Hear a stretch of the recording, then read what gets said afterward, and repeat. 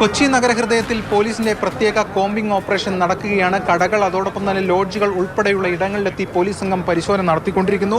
പ്രത്യേകിച്ചും നോർത്ത് അതോടൊപ്പം തന്നെ മണപ്പാട്ടിപ്പറമ്പ് ഉൾപ്പെടെയുള്ള മേഖലകളിലാണ് പരിശോധന. ഈ മേഖലകളിലൊക്കെ കൂടുതലായി ക്രൈംസ് റിപ്പോർട്ട് ചെയ്യപ്പെടുന്ന ഒരു സ്ഥലം കൂടിയാണ്. പ്രത്യേകിച്ചും രാത്രികാലങ്ങളിലാണ് ഇത് ഉണ്ടാകുന്നത്.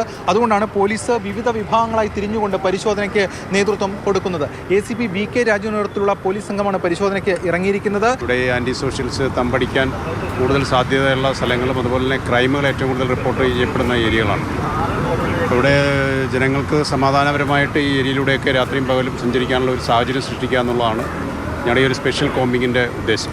ആൻറ്റി സോഷ്യൽ എലമെൻസിനെ അടക്കം തുരത്തുന്നതിൻ്റെ ഭാഗമായിട്ടാണ് പരിശോധന. കൂടാതെ ഈ ലഹരി ഉപയോഗം അത്തരം കാര്യങ്ങളുണ്ടോ എന്നും പരിശോധിക്കുന്നുണ്ട്. ഈ രാത്രികാലങ്ങളിൽ പാലത്തിനടിയിലൊക്കെ തന്നെ പലരും തമ്പടിച്ച് നിൽക്കുന്നുണ്ട്. അവരെയൊക്കെ പരിശോധിച്ച് അവരെയൊക്കെ പിരിച്ചുവിടുക എന്ന ലക്ഷ്യം കൂടി പോലീസിൻ്റെ ഭാഗമായി തന്നെ ഇതിൻ്റെ പരിശോധനയുടെ ഭാഗമായി ഉണ്ട്. എന്തായാലും ജനങ്ങൾക്കൊരു സുരക്ഷിതത്വ ബോധം ഉറപ്പാക്കുന്നതിൻ്റെ ഭാഗം കൂടിയാണ് പരിശോധന എന്നാണ് പോലീസ് സംഘം വ്യക്തമാക്കുന്നത്.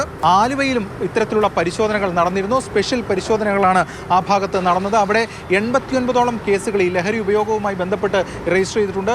SRM റോഡിലെ കടകളിലടക്കം എത്തി പോലീസ് പരിശോധന നടത്തി. ഇവിടെ നിയമവിരുദ്ധമായ രീതിയിലാണ് സിഗരറ്റുകൾ വിൽക്കുന്നത് എന്ന് മനസ്സിലായി. കാരണം ഒരു മുന്നറിയിപ്പ് ബോർഡുകളില്ല. മാത്രമല്ല പേനയുടെ രൂപത്തിൽ ഇരിക്കുന്ന സിഗരറ്റ്, ഒറ്റനോട്ടത്തിൽ പേനയെന്ന് തോന്നിക്കും, പക്ഷേ അതിനകത്ത് സിഗരറ്റാണ്. അതുൾപ്പെടെയുള്ള കാര്യങ്ങളും പോലീസ് സംഘം കണ്ടെടുത്തിട്ടുണ്ട്. കോട്ട്പ കേസടക്കം രജിസ്റ്റർ ചെയ്യുമെന്നും വ്യക്തമാക്കിയിട്ടുണ്ട്. ഇത് കുട്ടികൾക്കടക്കം നൽകുന്നതിന് വേണ്ടിയിട്ടാണ് ഇത്തരം ഈ പേനയുടെ രൂപത്തിൽ അല്ലെങ്കിൽ പേനയുടെ അകത്ത് സിഗരറ്റ് വെച്ച് വിൽക്കുന്നത് എന്നതടക്കമുള്ള കാര്യങ്ങളാണ് പോലീസിന് ബോധ്യമായിട്ടുള്ളത്.